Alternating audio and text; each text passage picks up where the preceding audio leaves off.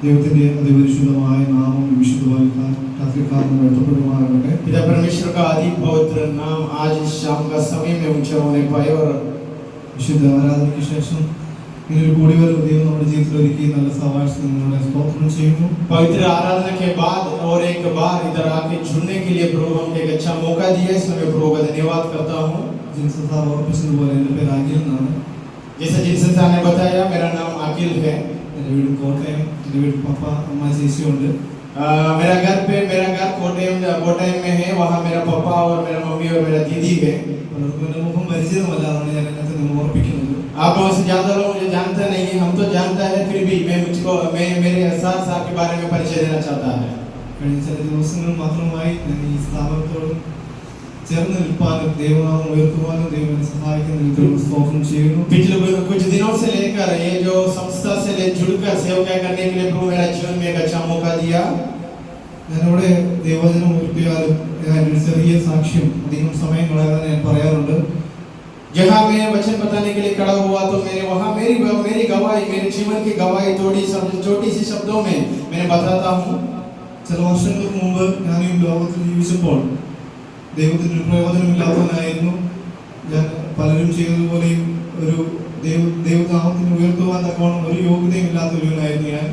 मेरा पीछे कहानी मैंने मुड़ के देखा तो और आपसे बताया तो मैं कोई योग्य नहीं था, कोई लायक नहीं था इस प्रभु का वचन लेकर खड़ा होने के लिए. ऐसा वाला एक जीवन मेरा जीवन में था. ഞാൻ ചിന്തിച്ചത് എനിക്ക് ഏറ്റവും നാണക്കേടായ ഒരു സാധനം എന്ന് പറയുന്നത് വേദപുസ്തകമായിരുന്നു. उस समय मैंने ये सोच में था, ये जो पवित्र वचन है मेरे लिए शर्माने का बात है करके मैंने सोचा था. ചർച്ചിൽ പോകുമ്പോൾ ഞാൻ ചേച്ചിയോട് പറയും, ചേച്ചി ഇത് പിടിക്കണം, എനിക്ക് നാണക്കേടാണ്. കാരണം ആരെങ്കിലും ചോദിച്ചാൽ എന്ത് പറയും, ചർച്ചിൽ പോകുക എന്ന് പറയേണ്ടി വരും അല്ലേ. जब मैंने कलीसिया में जाता हूँ जानने के समय में मेरा दीदी को बताऊंगा, दीदी ये बाइबल पकड़ना, क्योंकि किसी ने देखा तो क्या होगा, ये शर्माने का बात है. എൻ്റെ ഡിഗ്രി പഠന കാലഘട്ടങ്ങളിൽ ദൈവത്തിന്റെ ശബ്ദം കേൾക്കുവാനും വലിയൊരു ലോകത്തിൽ നിന്ന് വിടുതൽ പ്രാപിക്കുവാനും ദൈവം എനിക്ക് അവസരം തന്നു. ऐसे एक समय में जब मैं डिग्री पढ़ रहा था उस समय प्रभु का आवाज मेरा कानों में सुनाई दिया. एक बड़ा बीमारी से भी मेरे जीवन में चंगाई मिला. ആ രോഗം ഇനിയും എൻ്റെ ജീവിതത്തിൽ കടന്നു വരാം, പക്ഷേ നാളെ ഞാൻ രോഗത്താൽ മരിച്ചാലും ഈ കർത്താവിനെ എനിക്ക് അറിയാൻ കഴിയും. और जो बीमारी मेरे जीवन में वापस आएगा और नहीं आएगा मुझे पता नहीं, अगर आया तो भी और मैं मर गया तो भी मेरे लिए सौभाग्य है, मैंने प्रभु को जाना हूँ. ആ വർഷങ്ങൾക്ക് മുമ്പ് ഞാൻ മരിച്ചിരുന്നെങ്കിൽ ഈ വേദപുസ്തകവും ഈ ക്രിസ്തുവും എനിക്ക് വെറും ഒരു കഥയായിരുന്നു. और पिछले समय में अगर मैं मर गया तो ये पवित्र वचन या यीशु मसीह मेरे लिए सिर्फ एक कहानी होते थे. ദൈവം എന്നെ കർത്താവിന്റെ വേലയ്ക്ക് വേണ്ടി വിളിച്ചു, വേർതിരിച്ചു. परमेश्वर प्रभु मुझे उनका सेवकाई के लिए बुलाहट दिया और अलग किया है. ഡോക്ടറിനോട് പറഞ്ഞത് ചിലപ്പോൾ 2 മാസമായിരിക്കാം, ചിലപ്പോൾ 2 വർഷമായിരിക്കാം, എത്രത്തോളം ഈ ലോകത്ത് ഉണ്ടായിരിക്കുമെന്ന് അറിയത്തില്ല എന്നോട് ഓപ്പണായി പറഞ്ഞു. और डॉक्टर ने मुझे ये बताया था हॉस्पिटल से 2 महीने होगा और 2 साल होगा, पता नहीं तो कब तक जिएगा. എന്നാൽ ക്രിസ്തു എനിക്ക് വീണ്ടും ജന്മം തന്നിട്ട് 6 വർഷമായി തീർന്നിരിക്കുകയാണ്. अभी 6 साल हो गया. मेरा प्रभु यीशु मसीह ने मुझे पुनर्जन्म एक नया जीवन दिया. ഞാൻ പറയട്ടെ, വിടുതൽ എന്ന് പറയുന്നത് ഒരിക്കലും ക്രിസ്തീയ ജീവിതത്തിന്റെ ഒരു അവസാനമല്ല. हमारे जीवन में जो चंगाई मिलता है वो मसीह जीवन का अंत नहीं है. നമ്മളിപ്പോൾ കന്യാകുമാരിയിൽ നിന്ന് കാശ്മീരിലേക്ക് യാത്ര ചെയ്യാനിരിക്കട്ടെ. अगर हम कन्याकुमारी से कश्मीर यात्रा सफर किया तो പലയിടങ്ങളിലും നമുക്കൊരു ബോർഡ് കാണാൻ സാധിക്കും, കാശ്മീർ. बीच में हम एक बोर्ड देखते, हमको दिखाई देता है काश्मीर काश्मीर करके. എന്നാൽ ഓരോ ബോർഡിന്റെയും നമ്മൾ അടുത്ത് ചെന്ന് നിന്നാൽ നമ്മൾ കാശ്മീരിൽ എത്തുകയില്ല. वो बोर्ड के पास जाकर खड़ा हुआ तो हम कश्मीर में नहीं पहुंचेगा. നമ്മൾ യാത്രയിൽ കണ്ടുമുട്ടുന്ന പല കാര്യങ്ങൾ മാത്രമാണ് ഈ ബോർഡുകൾ, കാഴ്ചകളൊക്കെ. ये यात्रा का ये सफर के बीच में कुछ बातों पर हम मन लगा सकते हैं और हमको दिखाई देता है वो ही है ये बोर्ड. ഈ വിടുതലും ഈ സാമ്പത്തിക ബുദ്ധിമുട്ടുകളും നമ്മുടെ ഇപ്പോഴത്തെ ആവശ്യങ്ങളും എല്ലാം, രോഗവിടുതലുകളെല്ലാം ഞാൻ പറയട്ടെ, ഇതൊക്കെ നമ്മുടെ യാത്രയിൽ കണ്ടുമുട്ടുന്ന ചില കാര്യങ്ങൾ മാത്രമാണ്. ये चंगाई का अनुभव, हमारे जीवन में कष्ट नष्ट और सुख का ये सब अनुभव हमारे इस मसीह सफर में सिर्फ एक भाग है. ഈ സൈഡ് ബോർഡുകൾ നമ്മുടെ വഴി തെറ്റാതിരിക്കുവാൻ നമ്മളെ കാശ്മീരിലേക്ക് നയിക്കുന്നത് മാത്രമാണെന്നാണ് ഞാൻ വിശ്വസിക്കുന്നത്. ये बीच में ये बोर्ड दिखाई देता है, वो इसलिए दिखाई देता है वो कश्मीर तक हमें लेके जाने के लिए और रास्ता में ही हम जाने के लिए हमें मदद करता है. ശരിയല്ലേ? ഈ വിടുതലുകൊണ്ട് അല്ലെങ്കിൽ അവിടെ കൊണ്ട് ക്രിസ്തീയ ജീവിതം തീരുവാണ്. हमारे जीवन में ये चंगाई मिला तो वहाँ अंत होगा क्या मसीह जीवन? ഒരിക്കലുമല്ല. ऐसा तो नहीं है, बिल्कुल नहीं है. നമ്മുടെ യാത്ര എന്ന് പറയുന്നത് മരണം കൊണ്ട് തീർന്നതുമല്ല. हमारे ये सफर है मृत्यु से भी खत्म होने वाला सफर नहीं है. പല ബന്ധങ്ങളും പല കാര്യങ്ങളും ഭൂമി കൊണ്ട് അവസാനിക്കുമ്പോൾ अलग-अलग रिश्ता और अलग-अलग बातें इस धरती पर भी खत्म होने का समय, ഈ ഭൂമി കൊണ്ട് അവസാനിക്കാത്തതുമായ ഒരു ബന്ധത്തെയാണ് നാം ഇന്ന് അറിഞ്ഞിരിക്കുന്നത്. ये दुनिया पर और दुनिया के बाद भी कभी भी खत्म और नहीं होने वाला एक रिश्ता में मैं और आप जुड़ा है. നമ്മുടെ കാണുന്ന ലക്ഷ്യം നമ്മുടെ ഈ സൈൻ ബോർഡുകളുടെ കീഴിൽ നിന്നിട്ട് കാര്യമില്ല, നമ്മുടെ യാത്രകൾ മുന്നോട്ട് പോകണം. ये जो बोर्ड के किनारे पे अगर खड़ा हुआ तो नहीं होगा, वो और सफर आगे जाना ही है. നമ്മുടെ സമയം കളയാതെ നിന്ന് ചിന്തിക്കാൻ നമുക്ക് വേദഭാഗം വായിക്കാം. ज्यादा समय मैं नहीं लेना चाहता हूँ. हम आज का चिंता के लिए, मनन के लिए हम एक वचन को हम पढ़ेंगे. കൊലോസ്യ ലേഖനം 1-ാം അധ്യായം 21 മുതലുള്ള വാക്യങ്ങൾ. कोलोसे का पत्री उसका पहला वचन മുമ്പേ 23 से लेकर ദുഷ്പ്രവൃത്തികളാൽ മനസ്സുകൊണ്ട് അകന്നവരും ശത്രുക്കളുമായിരുന്ന നിങ്ങളെ അവന്റെ മുമ്പിൽ വിശുദ്ധരും നിഷ്കളങ്കരും കുറ്റമില്ലാത്തവരും നിർത്തേണ്ടതിന് അവൻ ഇപ്പോൾ തന്റെ ജഡശരീരത്തിൽ തന്റെ മരണത്താൽ നിരപ്പിച്ചു. ആകാശത്തിന് കീഴിൽ സകല സൃഷ്ടികളുടെയും ഇടയിൽ ഘോഷിച്ചു, പൗലോസ് എന്ന ഞാൻ ശുശ്രൂഷകനായി തീർന്നു. നിങ്ങൾ കേട്ടുകൊണ്ടിരിക്കുന്ന സുവിശേഷത്തിന്റെ പ്രത്യാശയിൽ നിന്ന് നിങ്ങൾ ഇളകാതെ അടിസ്ഥാനപ്പെട്ടവരും സ്ഥിരതയുള്ളവരുമായി വിശ്വാസത്തിൽ നിലനിന്നുകൊണ്ടാൽ അങ്ങനെ അവന്റെ മുമ്പിൽ നിൽക്കും. कोलोसियों का पत्री उसका पहला वचन 23 से लेकर कोलोसियर 1:23 मुदल, यदि तुम विश्वास की नींव पर दृढ़ बन रहे तो उस सुसमाचार की आशा को जिसे तुमने सुना है ना छोड़ो, जिसका प्रचार आकाश के नीचे की सारी सृष्टि में किया गया और जिसका मैं पौलुस सेवक बना. ഒരു നിമിഷം കണ്ണുകൾ അടയ്ക്കാൻ പ്രാർത്ഥിക്കാം. आइए हम आंख बंद करते हुए प्रार्थना करेंगे. നമ്മൾ പ്രാർത്ഥിക്കുന്നതിന്റെ ഉദ്ദേശം സുവിശേഷങ്ങളുടെ അവസാനം ലൂക്കോസിന്റെ അവസാനം ഇപ്രകാരം പറയുന്നു, ആ വചനങ്ങളെ മനസ്സിലാവുവാൻ ദൈവം അവരുടെ ബുദ്ധിയെ തുറന്നു. हमारे इस प्रार्थना का उद्देश्य ये है, वचन को समझने के लिए प्रभु मेरा मन को खोलना. നമ്മുടെ ബുദ്ധി കൊണ്ട് മനസ്സിലാക്കാൻ പറ്റുന്നതല്ല ദൈവവചനം. हमारा बुद्धि से समझने के लिए नहीं होगा इस प्रभु का वचन. ദൈവത്തിന്റെ സഹായം ആവശ്യമാണ്. प्रभु का मदद हमको जरूरत है. അതിനായി നമുക്ക് ഒരുമിച്ച് പ്രാർത്ഥിക്കാം. इसके लिए हम प्रार्थना करेंगे. ഞങ്ങളുടെ സ്വർഗ്ഗീയ പിതാവേ, നയിക്കുന്ന സമയത്ത് ഞങ്ങൾ സ്തോത്രം ചെയ്യുന്നു. കർത്താവേ, ഞങ്ങൾ ഇപ്പസമയം കർത്താവേ ഞങ്ങളുടെ വചനം കർത്താവെ ചിന്തിക്കുവാനേ കർത്താവെ പോകുകയാണ്. കർത്താവ് കടന്നു വന്ന ജനങ്ങളുണ്ട്, കുഞ്ഞുങ്ങളുണ്ട്, മാതാപിതാക്കളുണ്ട്, സഹോദരിമാരുണ്ട്. കർത്താവെ അവരോട് സംസാരിക്കണമേ. ആവശ്യങ്ങളുണ്ട് കർത്താവെ, കർത്താവ് ആവശ്യങ്ങളുമായി മനസ്സ് ഭാരപ്പെട്ട് കിടന്നവരുണ്ട്. ചിലതൊക്കെ പ്രാപിച്ചു അറിയപ്പെടുമ്പോൾ അവരെ സഹായിക്കണം. അടിയങ്ങളുടെ കരങ്ങളിൽ ഏൽപ്പിച്ച് പ്രാർത്ഥിക്കുന്നു. പ്രാർത്ഥന സ്തോത്രം യേശുവിൻ നാമത്തിൽ. ആമേൻ. 23-21 ഭാഗങ്ങൾ ചിന്തിക്കുന്നുവെങ്കിലും അതിന്റെ 9 കാര്യങ്ങൾ പൗലോസ് കൊലോസ്യ സഭയോട് ചില കാര്യങ്ങൾ പഠിപ്പിക്കുകയാണ്. हम वचन जो पढ़े हैं बात 23 से लेकर फिर भी उसके 9वें वचन से लेकर प्रेरित पौलुस ने कोलोसिया का कलीसिया को कुछ बातें सिखाते हुए हम देख सकता है. ദുരുപദേശങ്ങൾ നിറഞ്ഞു വരികയായിരുന്നപ്പോൾ और जब समय में झूठा शिक्षा फैलते हुए ही आ रहा था, പൗലോസ് തന്റെ സഭയോട് ഓർമ്മിക്കുന്ന ചില കാര്യങ്ങളാണ്. पौलुस ने कलीसिया के लिए कुछ बातें याद दिलाना चाहता है. അപ്പോൾ വാക്യം നോക്കിക്കഴിഞ്ഞാൽ പൂർണ്ണ പ്രസാദത്തിനായി കർത്താവിന് യോഗ്യമാവണമെന്ന് നടന്ന് ആത്മീയമായി സകല ജ്ഞാനത്തിലും വിവേകത്തിലും അവന്റെ ഇഷ്ടത്തിന്റെ പരിജ്ഞാനം കൊണ്ട് നിറഞ്ഞവരാകണമെന്ന്. उसकी 10वें वचन में इसने कहा है, ताकि तुम्हारा चाल चलन प्रभु का योग्य हो और वह सब प्रकार से प्रसन्न हो और तुम में से हर प्रकार के भले कामों का फल लगो और तुम परमेश्वर की पहचान में बढ़ते जाओ. ആത്മീയമായ സകല ജ്ഞാനത്തിലും വിവേകത്തിലും ഇഷ്ടത്തിന്റെ പരിജ്ഞാനം കൊണ്ട് ഈ ആത്മീയമായിട്ടുള്ള പരിജ്ഞാനം ഒരു വിശ്വാസിക്ക് ആവശ്യമാണ്. हमारे जीवन में एक मसीह विश्वासी के जीवन में आत्मीय रूप से बुद्धि पाने का जरूरत है. നമ്മൾ ചിന്തിക്കുന്നതും നമ്മൾ പ്രവർത്തിക്കുന്നതുമല്ല ആ പരിജ്ഞാനത്തിൽ നിന്നുകൊണ്ട് മാത്രമായിരിക്കും. हमारा चिंता और हमारा सोच विचार और हमारा काम वो मसीह का बुद्धि के अनुसार, ज्ञान के अनुसार ही होना है. നമ്മൾ ദൈവത്തെ അറിഞ്ഞവരാണ്. हम मसीह को जाने हो, നമ്മളിലൂടെ കർത്താവിനെ മറ്റുള്ളവരിലേക്ക് എത്തിക്കേണ്ടതാണ്. हम हमारे द्वारा मसीह को दूसरों के जीवन में लेके जाने का जरूरत है. നമ്മുടെ ജീവിതത്തിന്റെ ഓരോ മേഖലയിലും हमारे जीवन का हर एक संदर्भ में ഈ കർത്താവിന്റെ ഈ ആത്മീയമായിട്ടുള്ള പരിജ്ഞാനത്തിൽ നിന്നുകൊണ്ട് വേണം ചെയ്യുവാൻ. ये आत्मीय रूप से बुद्धि पाते हुए हम आगे बढ़ना है. അതുകൊണ്ടാണ് പറയുന്നത് പൗലോസ് ആ ദുരുപദേശം പറഞ്ഞവരെ ആ സഭയിലേക്ക് താൻ പറയുകയാണ്, നിങ്ങൾ ആത്മീയമായി പരിജ്ഞാനമുള്ളവരായിരിക്കണം. इसलिए वो जो कलीसिया में जहाँ झूठा शिक्षा फैला है वहाँ उन लोगों को समझाना चाहता है, तुम लोग मसीह का आत्मीय रूप से ज्ञान प्राप्त होने का जरूरत है. സകല സൽപ്രവൃത്തിയിലും ഫലം കായ്ച്ച് ദൈവത്തെ കുറിച്ചുള്ള പരിജ്ഞാനത്തിൽ വളരണമെന്ന്.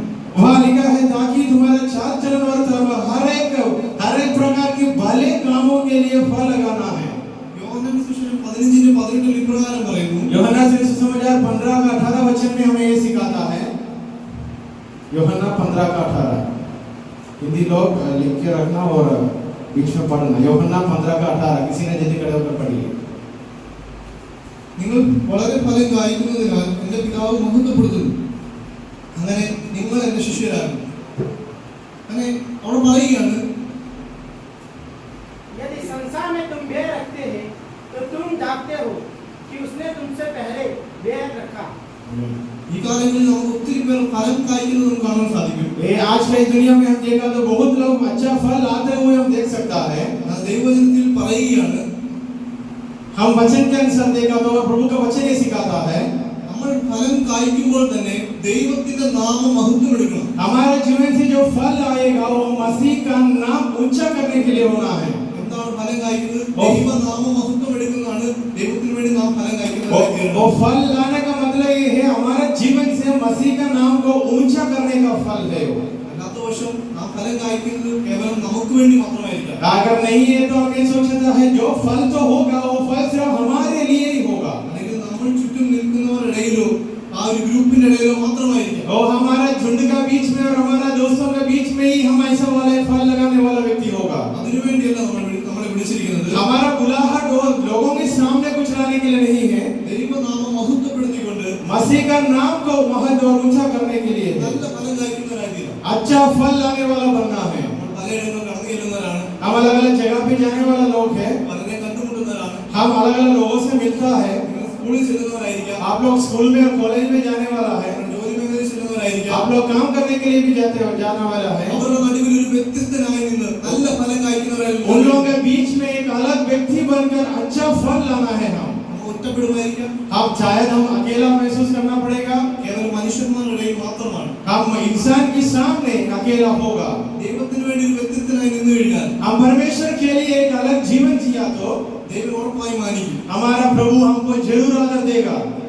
കാരണം മോശയുടെ ജീവിതത്തിലൊക്കെ നമുക്ക് നോക്കിക്കഴിഞ്ഞാൽ मूसा के जीवन के बारे में हम इस पढ़ सकता है। തന്നെ ദൈവം വിളിച്ചു, വ്യക്തിപരമായി തന്നെ ദൈവം വിളിച്ചു. मूसा को व्यक्तिगत रूप से मसीह ने परमेश्वर ने बुलाया, വലിയൊരു ശുശ്രൂഷകനായി തീർന്നു. एक बड़ा सेवक बनाया। തന്റെ മരണത്തിന് ശേഷം അവിടെ വചനത്തിൽ ഇപ്രകാരം പറയുന്നു, उसका मृत्यु के बाद वचन हमें ये सिखाता है അതുപോലൊരു പ്രവാചകൻ പിന്നീട് ഇസ്രായേൽ ഉണ്ടായിരുന്നു. उसकी जैसा एक भविष्यवाणी करने वाला भविष्यवक्ता इस्राएल की जगह पे नहीं था। സകലതും വിട്ടൊരു വ്യത്യസ്തനായി ദൈവത്തിന് വേണ്ടി നിന്ന് കഴിഞ്ഞാൽ सबको छोड़कर एक अलग होकर मसीह के लिए खड़ा हुआ तो ഒത്തിരി പ്രതികൂലങ്ങൾ വരാം, बहुत मुसीबत जीवन में आता है, കഷ്ടങ്ങൾ വരാം, कष्ट हमारे जीवन में आते हैं, ഒത്തിരി കാര്യങ്ങൾ വരാം. बहुत अलग अलग बातें हमारे जीवन में आ जाता है। അതിന്റെ നടുവിൽ നമ്മുടെ ജീവിതത്തിൽ നമുക്ക് തിരിഞ്ഞ് ചിന്തിച്ചു കഴിഞ്ഞാൽ और इस समय हम पीछे मुड़कर देख सोच के देखा तो ചെങ്കടലിന്റെ മധ്യയിൽ വഴിതെളിച്ചതുപോലെ നമ്മുടെ ജീവിതത്തിൽ പല കാര്യങ്ങളും നമ്മൾ കണ്ടിട്ടുണ്ട്. और लाल समुद्र का बीच में रास्ता तो प्रभु ने बनाया, ऐसा वाला संदर्भ मेरा और आपके जीवन में भी है। നമുക്ക് ദൈവം നമ്മളെ നടത്തിയിട്ടുണ്ട്. प्रभु हमको इधर तक चलाया है। തന്റെ മരണത്തിന് ആ ഭാഗങ്ങളിൽ നമ്മൾ ചിന്തിച്ചു കഴിഞ്ഞാൽ मूसा का मृत्यु का वो जो भाग हम पढ़ने के समय ദൈവം പറയുകയാണ്, നീ കനാൻ കാണുകയില്ല. और मूसा से प्रभु ने बताया तू कनान देश नहीं देख पाएगा। പക്ഷെ നമ്മളാണെങ്കിൽ ചോദിച്ചു പോവാം. हम सोच से परमेश्वर से सवाल उठा सकता है।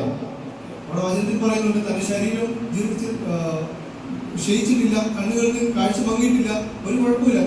എന്തുകൊണ്ട് തനിക്ക് അത് കാണാൻ കഴിയുന്നില്ല? वहाँ वचन में सिखाता है उनका शरीर को कुछ नहीं हुआ और उनका आंखों का रोशनी भी था, फिर भी क्या हुआ हम देख सकता है। താൻ ദൈവത്തോട് പിറുപിറുക്കുവാൻ പോലും തയ്യാറായിരുന്നില്ല. ओ मूसा ने मसीह परमेश्वर की ओर मुड़कर और कुड़कुड़ाना भी नहीं किया।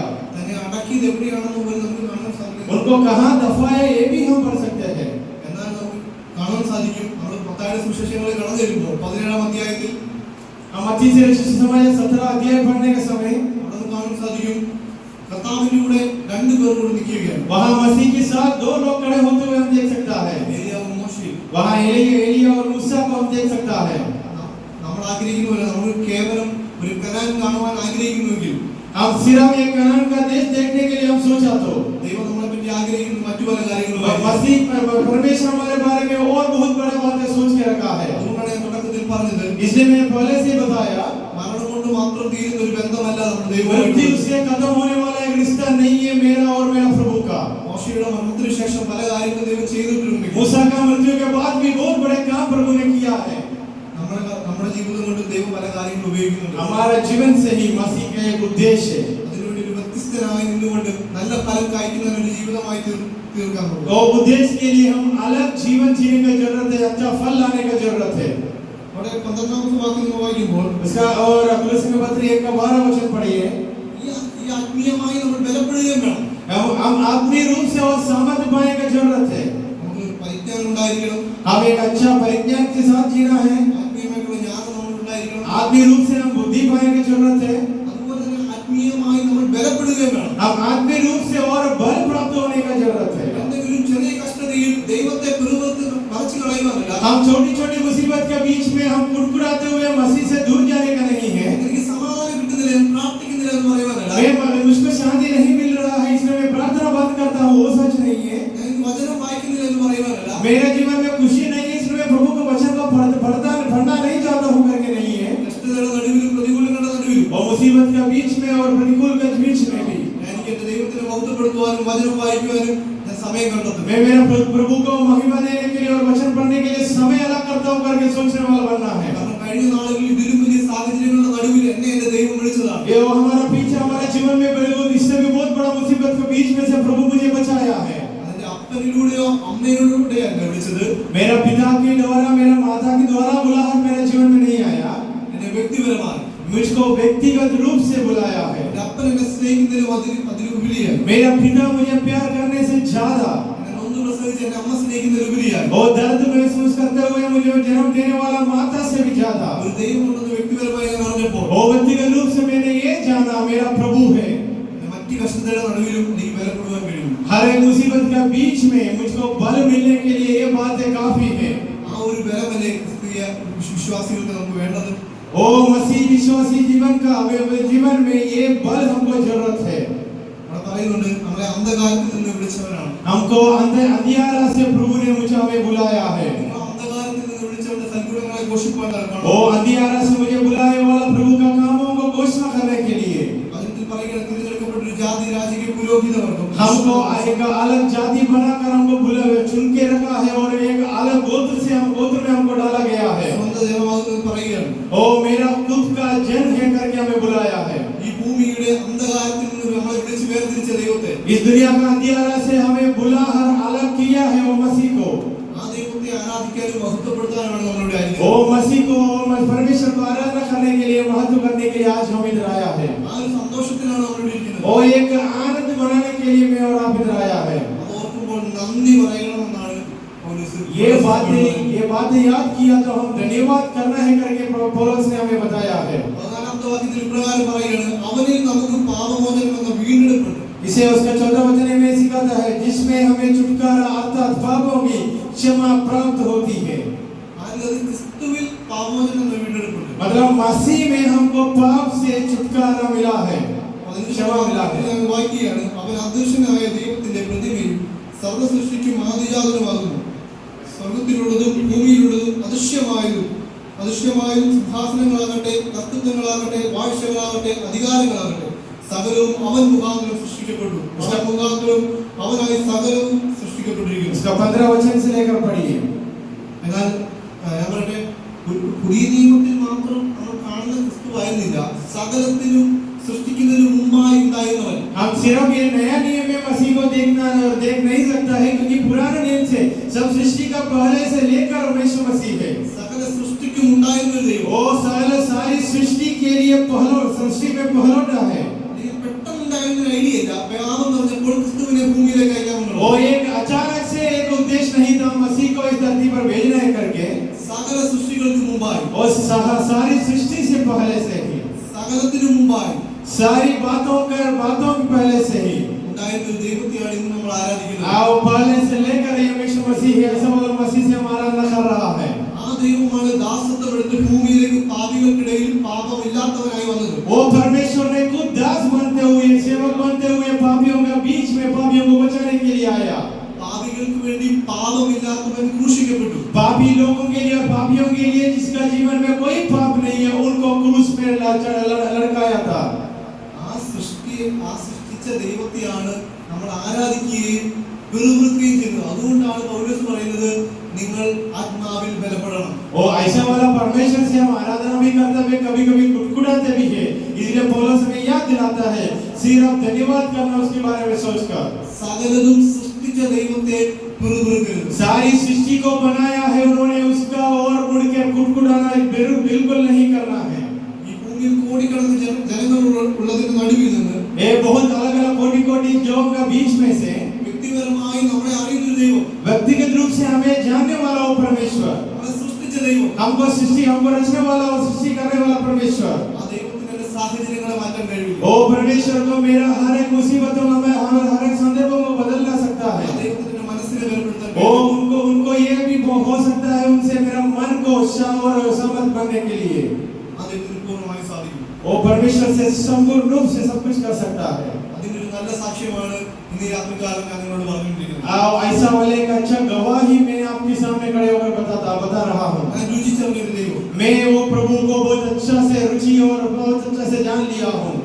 ആ ദൈവത്തെ നമുക്ക് എല്ലാവർക്കും രുചിച്ചറിയാൻ സാധിക്കും. वो मसीह को और परमेश्वर को हम सब रुचि करके और उनको हम अच्छा से अनुभव करने की जरूरत है।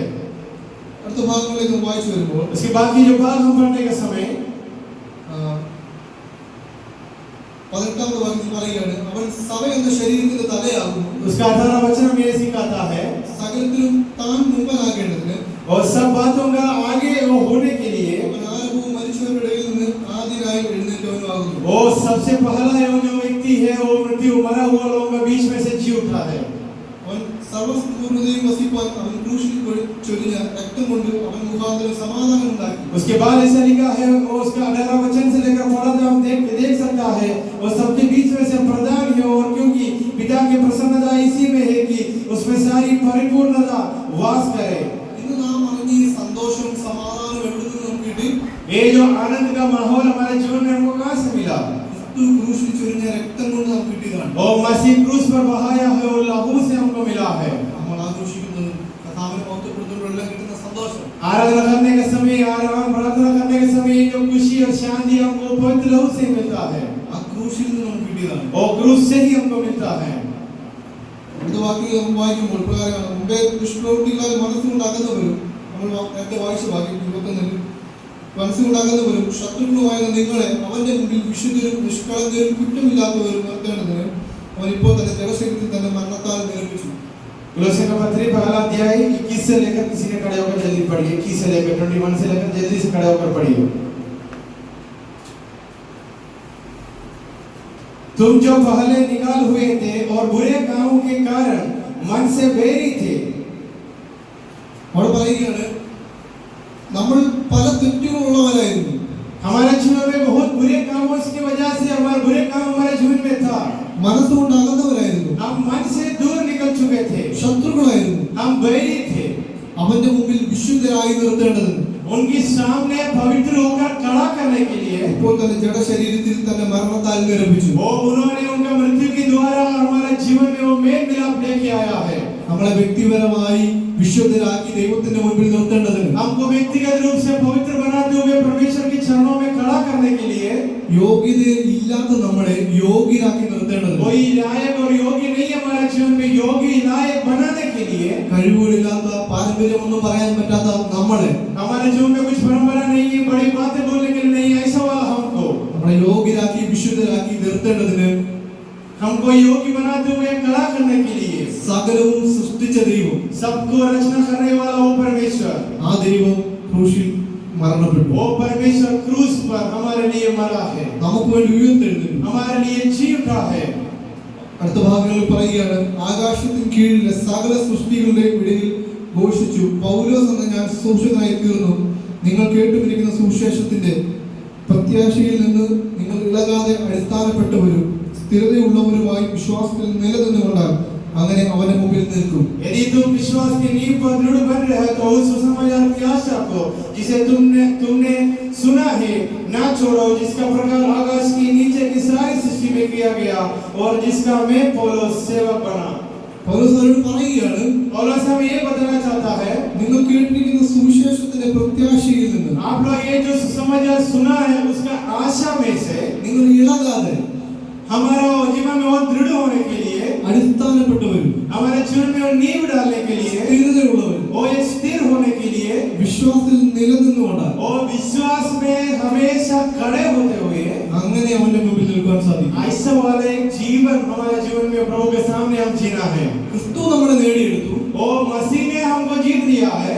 ക്രിസ്തു തന്റെ മരണം കൊണ്ട് നമ്മളെ നേടിയെടുത്തു. उनका मृत्यु के द्वारा हमें जीत लिया है. യോഗ്യതയില്ലാത്ത നമ്മളെ യോഗ്യരാക്കി തീർത്തു. कोई लायक नहीं था, ऐसा वाला हमको उन्होंने लायक बनाया. വിശുദ്ധിയില്ലാത്തവരെ വിശുദ്ധരാക്കി തീർത്തു. जो हम जीवन में हम पवित्र नहीं थे, ऐसा वाला हमको पवित्र बनाया. ഇനി നമ്മളാണ് ദൈവത്തിന് വേണ്ടി ചെയ്യേണ്ടത്. अभी हम मसीह के लिए बहुत करने का बाकी है. പ്രത്യാശയിൽ നിന്നും और आशा में से അടിസ്ഥാനമുള്ള വിശ്വാസത്തിൽ അടിസ്ഥാനപ്പെട്ടുകൊണ്ട് और विश्वास की नींव में हम खड़े होना है. ഈ വിശ്വാസത്തിൽ സ്ഥിരതയുള്ളവരായിരിക്കും. और विश्वास में हम स्थिर होने के लिए, ഈ വിശ്വാസത്തിൽ ഒരു നിലനിൽപ്പ് और നമുക്കുണ്ടായിരിക്കും. विश्वास में हम अच्छा से खड़े होने के लिए, ഏതെങ്കിലും കഷ്ടതയിലോ പ്രതിസന്ധിയിലോ പിറുപിറുക്കുവാൻ വേണ്ടി और മാത്രമല്ല. छोटी सी कष्ट का और मुसीबत के बीच में हम कुड़कुड़ाने के लिए नहीं है. ഒരു നേരത്തെ നമുക്ക് വായിക്കാൻ കഴിയും. ഇസ്രായേൽ മക്കൾ പിറുപിറുത്തപ്പോൾ ഒറ്റ ദിവസം കൊണ്ട് ഭൂമി പിളർന്ന് 21,000 പേർ ഭൂമിയിൽ आप അകപ്പെട്ടു. वहाँ पढ़ सकते हैं कुरिन्थियों की पत्री में बहुत इसराइल लोग कुड़कुड़ाने के समय धरती दो भाग होते हुए लगभग 21,000 लोग वहाँ मर गए थे. നമ്മൾ പലപ്പോഴും ദൈവത്തോട് വിശ്വസ്തരായിരുന്നില്ല. हम मसीह से कभी भी विश्वस्त बन के नहीं जिया होगा. നമ്മൾ ഒത്തിരി കുറവുകളുള്ളവരാണ്. हमारे जीवन में बहुत कमी कड़ी है, ഒത്തിരി കുറവുകളുണ്ട്. बहुत कमी कड़ी है. പക്ഷേ അതൊന്നും ദൈവം നമ്മളോട് കണക്കിടുന്നില്ല. वो सब बातें गिनती करते हुए हमसे बता रहा परमेश्वर नहीं है. ആ ദീർഘക്ഷമയിൽ നമ്മൾ നിൽക്കുകയാണ്. वो दीर्घ क्षमा हमारे जीवन में हमेशा है. ഈ ദൈവത്തെ നമ്മൾ ചിന്തിച്ചു കഴിഞ്ഞാൽ ऐसा वाला प्रभु की कहानी हम पढ़ा और उनके बारे में चिंता किया तो ഇവിടെ ഫിലിപ്പിയർക്കാരുടെ 2-ാം അധ്യായത്തിൽ നിങ്ങൾ പ്രകാരം പറയുന്നു, फिलिपियों का पत्री 2 अध्याय में हम पढ़ सकता है, നിങ്ങൾ ഏക മനസ്സുള്ളവരായി ഏക സ്നേഹം കൊണ്ട് हम एक मन से एक मन के साथ और एकता में ഐക്യമത്യപ്പെട്ട് ഏകഭാവമുള്ളവരായി हम ऐक्यता में और एक मन के साथ ഇങ്ങനെ എന്റെ സന്തോഷം പൂർണ്ണമാക്കുകയും. ऐसा इस खुशी ये आनंद को पूरा कीजिए. അപ്പൊ ദൈവത്തിന്റെ ഈ സന്തോഷം നമ്മൾ എങ്ങനെ പൂർണ്ണമാക്കണം? हम मसीह का आनंद को कैसे पूरा करना है करके लिखा.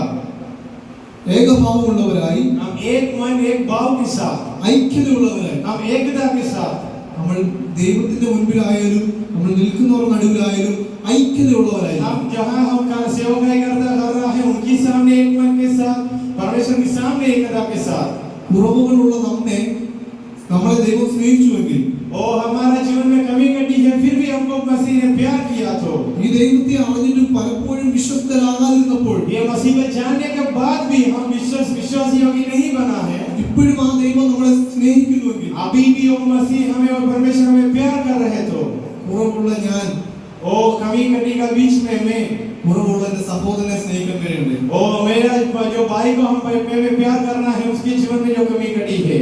കാരണം സകലവും സൃഷ്ടിച്ച ദൈവം, क्योंकि सबकी सृष्टि करने वाला परमेश्वर, സകലത്തിലും ഉടയവനായ सबका मालिक है वो, അവൻ നമ്മളെ സ്നേഹിക്കുന്നു. उन्होंने हमसे प्यार किया है, प्रेम किया है. പരിധികളില്ലാതെ वो कोई अंत नहीं है वो प्यार प्रेम को. ആ സ്നേഹമാണ് താൻ ദാസത്വം എടുത്ത് ഈ ഭൂമിയിലേക്ക് വന്നത്. वो प्यार और प्रेम है खुद सेवक बनकर इस धरती पे आए हैं. ജനനം മുതൽ മരണം വരെ ഒരു മനുഷ്യന്റെ ജീവിതം എപ്രകാരമാണെന്ന് ദൈവം കാണിക്കുന്നുണ്ട്. जन्म से लेकर मृत्यु का समय तक उनके जीवन की कहानी हम पढ़ सकता है. താൻ മറ്റുള്ളവരെ സ്നേഹിച്ചത് എങ്ങനെയാണെന്ന് കാണിക്കും. और दूसरों को कैसा प्रेम किया कैसे हम पढ़ सकता है. അതേ സ്നേഹം, वो प्रेम, ആ സ്നേഹത്തിൽ വേണം നമ്മൾ ഈ ഭൂമിയിലായിരിക്കുവാൻ. वो प्रेम के साथ हम इस धरती पर जीने की जरूरत है. നമുക്ക് മനുഷ്യന്മാരാണ്, വികാരങ്ങളുണ്ട്, ദേഷ്യം വരാം. हम हर एक व्यक्ति एक इंसान है. हमको भी अलग अलग सोच विचार है, हमको गुस्सा भी आता है कभी कभी. അവിടെ നമ്മൾ ഒരിക്കലും തീരുമാനമില്ല വീണ്ടും അത് സ്നേഹിക്കുവാൻ. वहां से हम कदम करने के लिए नहीं है और प्यार करने वाला बनना है. ഉള്ള സ്നേഹം തീരുന്ന ഒരു ഇതായിട്ട് മാറുവാനല്ല, जो प्यार प्रेम है वो कदम करने के लिए नहीं है, കൂടുതലായി वो उसको बढ़ाते हुए അല്പം കൂടി और ज्यादा ദൈവം നമ്മളെ സ്നേഹിച്ചതുപോലെ परमेश्वर जैसा हमसे प्यार किया है നമുക്ക് സ്നേഹിക്കണം. हम प्यार प्रेम करने की जरूरत ആ है. സ്നേഹമല്ലേ ദൈവം നമുക്ക് തന്നത്. वो प्यार है मसीह ने हमारे लिए दिया. ആ ഐക്യത, അതാണ് പൗലോസ് ഫിലിപ്പിയ സഭയോട് പറയുന്നത്, ആ ഐക്യത നിങ്ങൾക്ക് ഉണ്ടാവണം. पौलुस ने इसे फिलिपियों का कलीसिया में बताया, वो ऐक्यता में और एकता में तुम लोग जीना है. ഈ ക്രിസ്തുവിനെ പറ്റി നമുക്ക് വിചാരം 2:5 ഭാഗം നോക്കാം. फिलिपियों का पत्र 2 अध्याय 5 से लेकर भी हम पढ़ सकता है मसीह की कहानी. പൗലോസ് വീണ്ടും പറയുകയാണ്, पौलुस ने और बताता है ക്രിസ്തുവിനുള്ള ഭാവം തന്നെ നിങ്ങളിലും ഉണ്ടായിരിക്കട്ടെ. जैसा मसीह यीशु का स्वभाव है वैसा ही तुम्हारे जीवन में स्वभाव हो. അവൻ ദൈവരൂപത്തിലിരിക്കെ ദൈവത്തോടുള്ള സമത്വം മുറുകെ പിടിച്ചുകൊള്ളണം എന്ന് വിചാരിക്കാതെ इसने परमेश्वर के स्वरूप में होकर भी परमेश्वर का तुल्य होने का अपने वश में रखने का वस्तु न समझा। ദാസരൂപം എടുത്ത് മനുഷ്യ സാദൃശ്യത്തിലായി फिलिपियों का पत्र दूसरा अध्याय 7वां वचन। തന്നെത്താൻ ഒഴിച്ച് വേഷത്തിൽ മനുഷ്യനായി വിളങ്ങി തന്നെത്താൻ താഴ്ത്തി മരണത്തോളം ക്രൂശിലെ മരണത്തോളം തന്നെ അനുസരണമുള്ളവനായി തീർന്നു. ആ ദൈവം ऐसा वाला परमेश्वर പിതാവിനും പുത്രനും പരിശുദ്ധാത്മാവിനും നടുവിലുള്ളവൻ, और पिता और पवित्र आत्मा का बीच में जो है वो है ആ ദൈവം वो परमेश्वर ആ ദൈവം മനുഷ്യന്റെ ഇടയിലേക്ക് ഇറങ്ങി വരികയാണ്. और मनुष्य के बीच में उतर के आया है।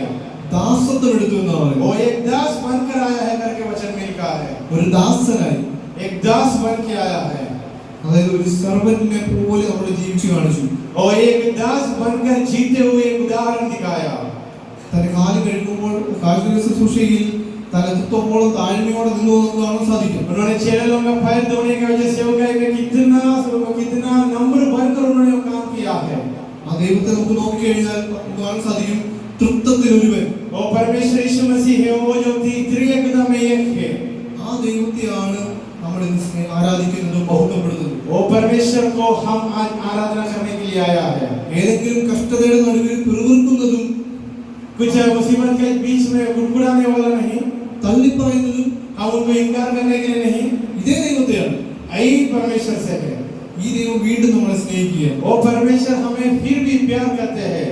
പൗലോസ് സഭയോട് ഉപദേശിക്കുമ്പോൾ പ്രകാരം പറയുകയാണ്, ആ സമയത്ത് നമുക്ക് കാണാൻ സാധിക്കും ഒത്തിരി ദുരുപദേശങ്ങൾ നടക്കുന്ന സമയമാണ്. पौलुस ने कलीसिया के लिए समझाने का, फिलिपियों के लिए को समझाने के समय वो झूठा शिक्षा फैलते हुए हम देख सकता है। കൊലോസ്യ സഭയുടെ कलीसिया का कलीसिया में ദുരുപദേശം നടക്കുന്ന സമയമായിരുന്നു. वहां बहुत झूठी शिक्षा फैलते हुए हम देख सकता है। അവിടെയാണ് അദ്ദേഹം പറയുന്നത്, वो समय में पौलुस ने बताता है, നിങ്ങൾ സകല ആത്മീയമായി സകല ജ്ഞാനത്തിലും വിവേകത്തിലും അവന്റെ ഇഷ്ടത്തിനും പരിജ്ഞാനം കൊണ്ട് നിറഞ്ഞവരാണ്. तुम लोग ने आत्मीय रूप से बुद्धि और ज्ञान प्राप्त करते हुए संपूर्ण बनते हुए उनके सामने खड़ा होना। ഇന്ന് നമ്മൾ അങ്ങനെ ഒരു ലോകത്തിൽ ജീവിക്കുന്നത്. हम भी ऐसा वाला एक झूठा दुनिया पे हम जी रहा है।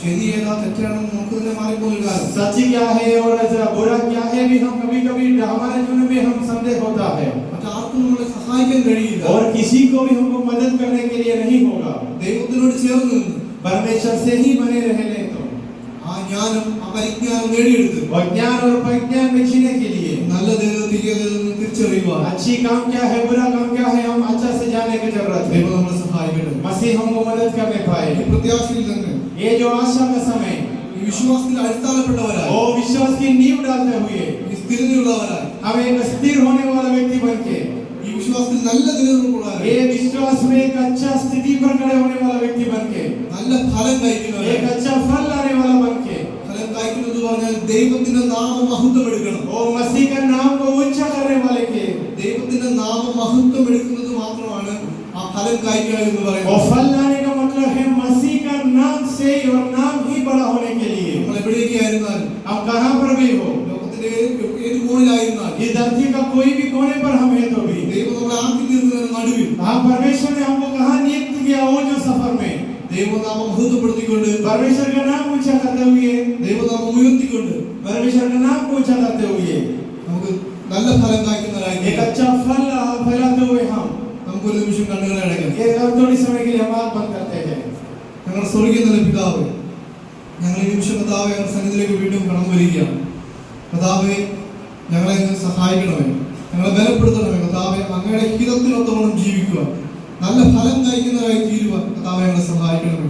ഞങ്ങൾ കുറവുള്ളവരാണ് കർത്താവേ, പല യോഗ്യതകളും ഞങ്ങൾക്ക് പറയുവാനില്ല. കർത്താവേ, ഞങ്ങളെ ആക്കി തീർക്കുന്നത് ഞങ്ങൾ നിങ്ങളോട് സ്തോത്രം ചെയ്യുന്നു. കർത്താവേ, എല്ലാ നാമവും അങ്ങയുടെ മഹത്വം കരയുന്നു. കർത്താവേ, എല്ലാ പ്രാർത്ഥനകളും സ്തോത്രം യേശുവിൻ നാമത്തിൽ തന്നെ.